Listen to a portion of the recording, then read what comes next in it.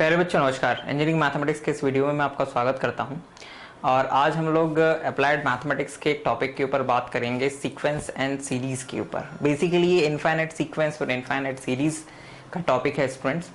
इस टॉपिक में हम लोग ये समझेंगे कि सीक्वेंस क्या होता है, कैसे कोई सीक्वेंस कन्वर्जेंट होता है, डाइवर्जेंट होता है और इसके क्या मायने होते हैं स्टूडेंट्स। इसी तरह से सीरीज क्या होती है और उसके कन्वर्जेंट और डाइवर्जेंट होने के क्या मायने होते हैं स्टूडेंट्स। एंड देन धीरे धीरे हम इस टॉपिक में आगे बढ़ेंगे और किसी भी सीरीज को कन्वर्जेंट प्रूफ करने के लिए या डाइवर्जेंट प्रूफ करने के लिए कौन कौन से टेस्ट होते हैं, इन सब के ऊपर हम बारी बारी से धीरे धीरे बात करेंगे। लेकिन आज के इस लेक्चर में स्टूडेंट्स हम लोग आने वाले 10 से 15 मिनट में पहले एक इंट्रोडक्शन लेंगे सीक्वेंस का, सीरीज का, और वो टर्म्स जो उसमें यूज होते हैं हम उसके विषय में बात करेंगे स्टूडेंट्स। तो आइए हम लोग सबसे पहले बात करते हैं सीक्वेंस के ऊपर स्टूडेंट्स, के सीक्वेंस क्या होता है। आइए देखें सीक्वेंस में स्टूडेंट्स, मान लीजिए कि हमारे पास में कुछ टर्म्स हैं A1, A2, A3 और AN, ठीक है ना। ये जो टर्म्स हैं स्टूडेंट्स, इस टर्म को हम लोग सीक्वेंस कहते हैं, इट्स अ सीक्वेंस, और इसे डिनोट किया जाता है AN से, ठीक है ना। जहां पर AN इसका जनरल टर्म है, इन सारे जो टर्म्स हम लोगों को दिए गए हैं उसका। अब अगर ये जो AN है, ये AN में अगर इस AN में अगर n जो है वो इनफाइनाइट की ओर जा रहा हो तो इसे कहा जाता है इनफाइनाइट सीक्वेंस स्टूडेंट्स, राइट। और अगर n जो है वो फाइनाइट हो तो इसे कहा जाता है finite sequence, finite sequence, right students, ठीक है ना। तो ये सीक्वेंस हुआ। अच्छा, एक डेफिनेशन और कभी कभी सीक्वेंस की मिलती है स्टूडेंट्स कि ये जो सीक्वेंस के टर्म्स होते हैं A1, A2, A3 से AN और इसके आगे भी, तो कभी कभी एक डेफिनेशन और दी जाती है कि जो सीक्वेंस होता है, सीक्वेंस इज अ फंक्शन। यानी कि हम लोग एक नेचुरल नंबर का सेट लें और यहां पर एक कोडोमेन ले लें, ठीक, मतलब नेचुरल नंबर का सेट डोमेन हो जाए और ये कोई कोडोमेन हो जाए, इसको आप सेट ऑफ रियल नंबर कह दो, और इनके बीच में एक रिलेशन ले लें हम लोग f, ठीक है ना। तो यहां पर 1 2 3 4 5 6 7 8 9 होंगे। तो इस 1 के साथ में यहां पे जो मैप करेगा वो होगा A1, ये 2 के साथ में जो यहां मैप करेगा वो होगा A2, जो 3 के साथ में मैप करेगा वो होगा A3, जो 4 के साथ में मैप करेगा वो होगा A4 एंड सो ऑन, ठीक। और जो फंक्शन इस तरह की मैपिंग करता है या इस तरह से 1 को A1 के साथ, A2 को A2 के साथ में एसोसिएट करता है, वो फंक्शन या वो लॉ, उसे कहते हैं हम लोग सीक्वेंस, ठीक है ना, राइट। यानी कि ये जो फंक्शन होता है ये 1 ऑन टू फंक्शन होता है और इससे जो रेंज हम लोगों को मिलती है वो रेंज अपने आप में एक सीक्वेंस होता है, ठीक है ना, जो कि हमें सेट ऑफ रियल नंबर में मिलता है। तो ये भी डेफिनेशन कभी कभी हम लोगों को कुछ बुक्स में मिलती है, ठीक है। नाउ अब हम लोग वापस यहां पर आ जाते हैं। तो हम केवल इसके ऊपर बात कर रहे हैं कि भाई हमें ये सीक्वेंस दिया गया है, ये इनफाइनाइट कब होगा, फाइनाइट कब होगा, इसके विषय में भी हम लोगों ने बात करी। अब अगला जो टर्म आता है वो आता है limit of sequence. What is limit of sequence? तो जो थ्योरेटिकल डेफिनेशन है वो थ्योरेटिकल डेफिनेशन ये कहता है कि अगर हम ये जो सीक्वेंस है इसके जनरल टर्म का लिमिट निकालें, कहां से, n टेंड्स टू इनफाइनाइट पे, तो जो भी नंबर आता है L उसको हम लोग लिमिट ऑफ द सीक्वेंस कहते हैं। और थ्योरेटिकली इसको इस तरह से भी लिखा जाता है, ये तो डायरेक्टली लिख दिया, थ्योरेटिकली इसको इस तरह से भी लिखा जाता है कि any number L is said to be sequence, said to be limit of the sequence, said to be limit of sequence if there exist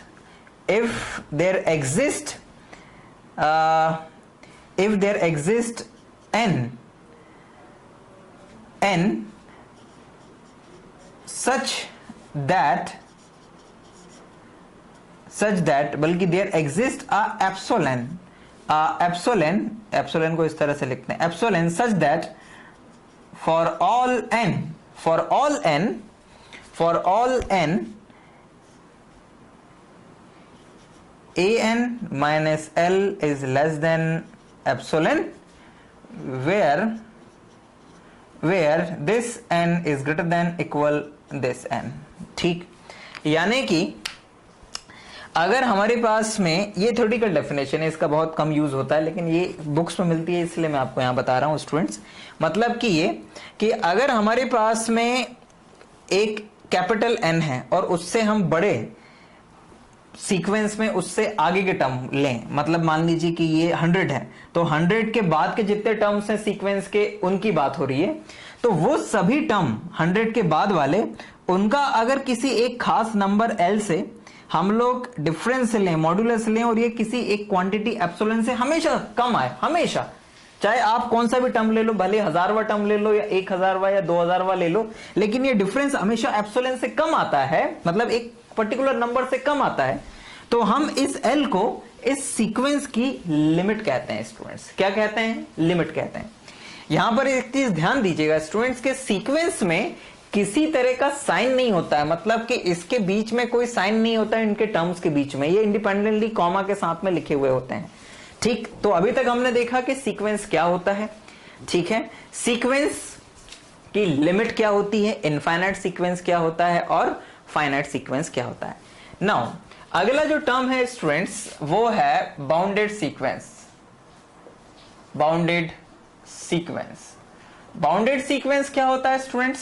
bounded sequence होता है कि अगर सीक्वेंस का हर एक टर्म किसी एक खास नंबर के से लेस या इक्वल हो, बल्कि लेस हो, इक्वल भी कह सकते हैं आप, लेस और इक्वल हो, तो उसको हम बाउंडेड सीक्वेंस कहते हैं स्टूडेंट्स। आई रिपीट अगेन कि अगर किसी सीक्वेंस का हर एक टर्म किसी एक खास नंबर से क्या हो, लेस और इक्वल हो, बल्कि मेरे हिसाब से यहां से हम लोग इक्वल वाला साइन नहीं होता है, लेस का ही साइन होना चाहिए, तो उस सीक्वेंस को हम लोग कहते हैं बाउंडेड सीक्वेंस स्टूडेंट्स। ठीक, नेक्स्ट बाउंडेड के बाद में आता है student, this is the third one, number 4 students, monotonic sequence. Monotonic sequence, monotonic sequence क्या होता है? मोनोटोनिक सीक्वेंस दो तरह के होते हैं स्टूडेंट्स, एक होता है इंक्रीजिंग सीक्वेंस, एक होता है डिक्रीजिंग सीक्वेंस। यानी सीक्वेंस के टर्म बाय टर्म अगर वो छोटा होता जा रहा है तो उसको डिक्रीजिंग सीक्वेंस कहते हैं, और अगर वो इंक्रीज होता जा रहा है टर्म बाय टर्म तो उसे कहते हैं इंक्रीजिंग सीक्वेंस। ठीक, इंक्रीजिंग सीक्वेंस, और ये डिक्रीजिंग सीक्वेंस। तो दो तरह के सीक्वेंस होते हैं, तो अगर कोई सीक्वेंस इंक्रीजिंग है, डिक्रीजिंग है, तो उसको मोनोटोनिक सीक्वेंस हम लोग कहते हैं। And now the most important thing, now convergent sequence student, convergent sequence, divergent sequence, divergent sequence, divergent sequence and oscillatory sequence,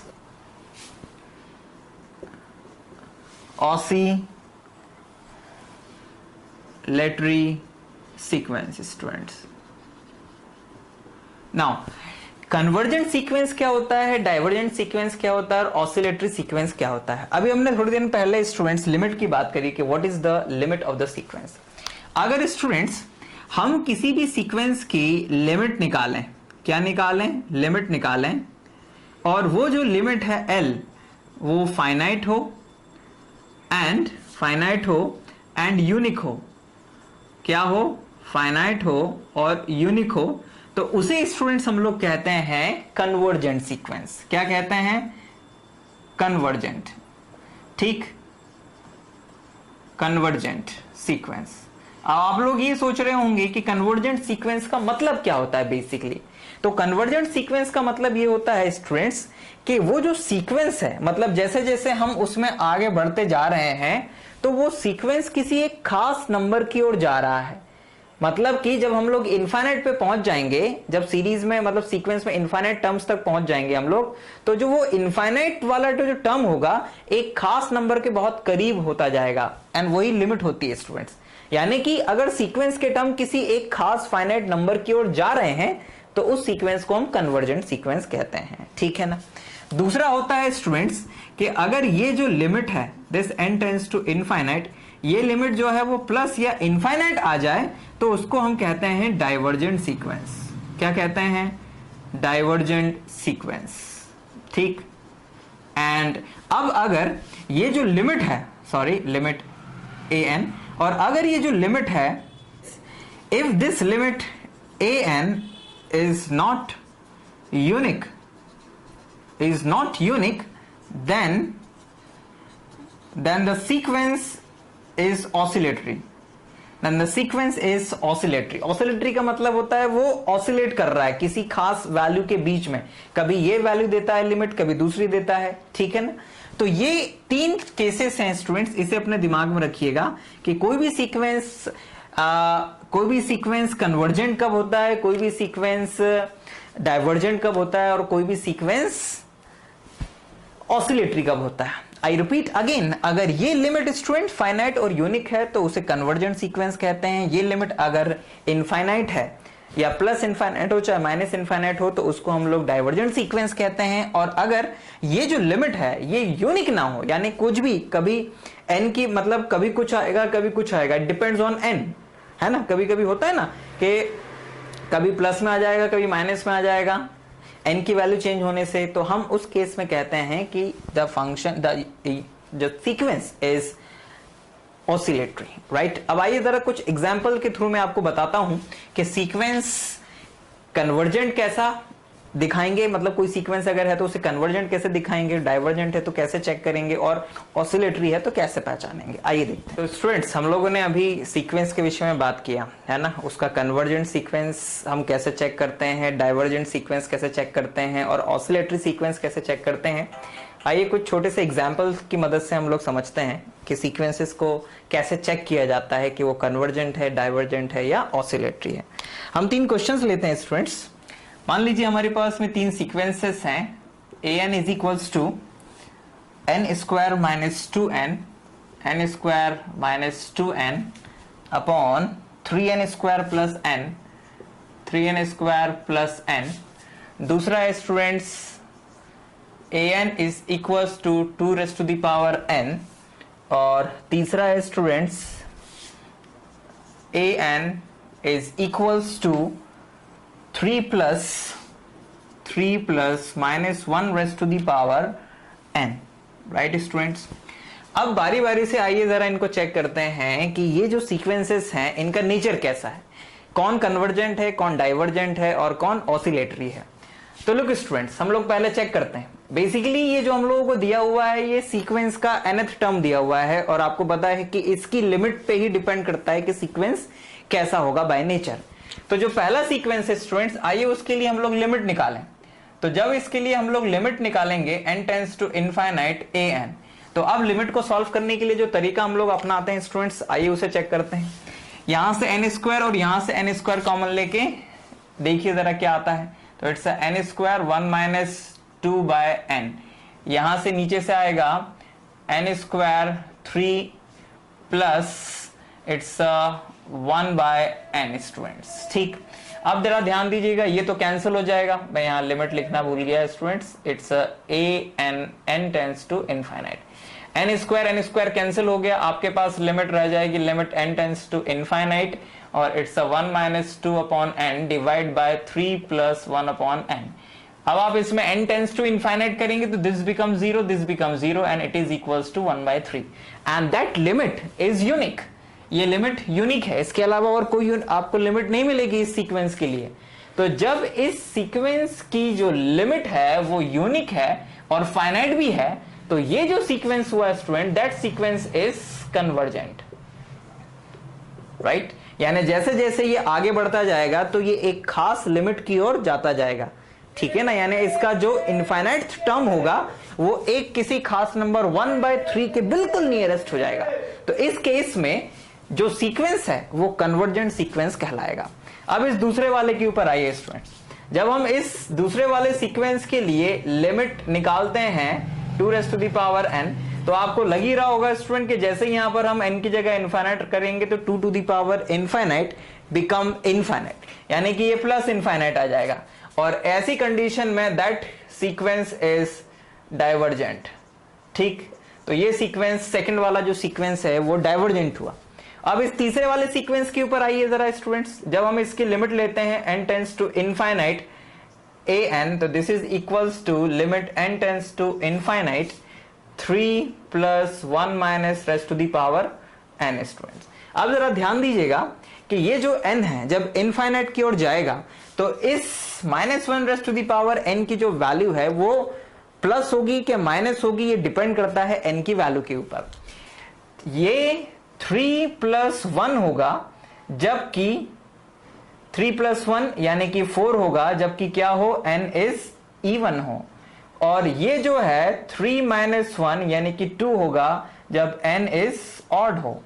तो इस केस में स्टूडेंट्स जब लिमिट किसी इवन नंबर की ओर जा रहा है, यानी n जब किसी इवन नंबर की ओर जाता है तो इस an की जो लिमिट है वो 4 आती है, और जब ये किसी ऑड नंबर की ओर जाता है तो इट बिकम 2, यानी कि लिमिट ऑफ an ऑसिलेट कर रही है, कभी 2 होती है, कभी 4 होती है, कभी 2, कभी 4, लाइक दैट। इस तरह से ये लिमिट बिहेव कर रही है, यानी कोई यूनिक लिमिट नहीं है, ना तो प्लस इनफाइनाइट है, ना माइनस इनफाइनाइट है, और ना ही कोई यूनिक लिमिट है।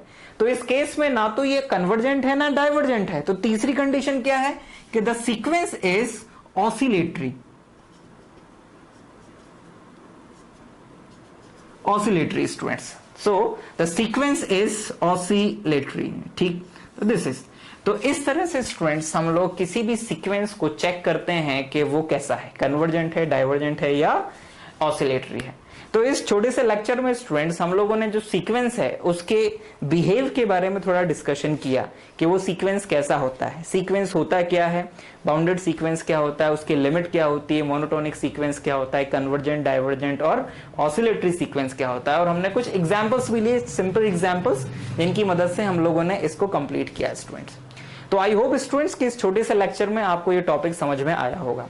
हम इस टॉपिक को और आगे बढ़ाएंगे और अपने नेक्स्ट लेक्चर में इनफाइनाइट सीरीज के ऊपर बात करेंगे, और फिर कॉमनली हम लोग इनफाइनाइट सीरीज के इंट्रोडक्शन के बाद में फिर कैसे जो टिपिकल टाइप के सीक्वेंसेस और सीरीजेस होते हैं उनके कन्वर्जेंट, डाइवर्जेंट और ऑसिलेटरी के टेस्ट करेंगे, हम इनके ऊपर बात करेंगे। ठीक, लेकिन फिर भी अगर आपको कोई डाउट या क्वेरी आता है इस छोटे से टॉपिक में तो आप हमसे जरूर पूछ सकते हैं। Thank you very much for watching this video.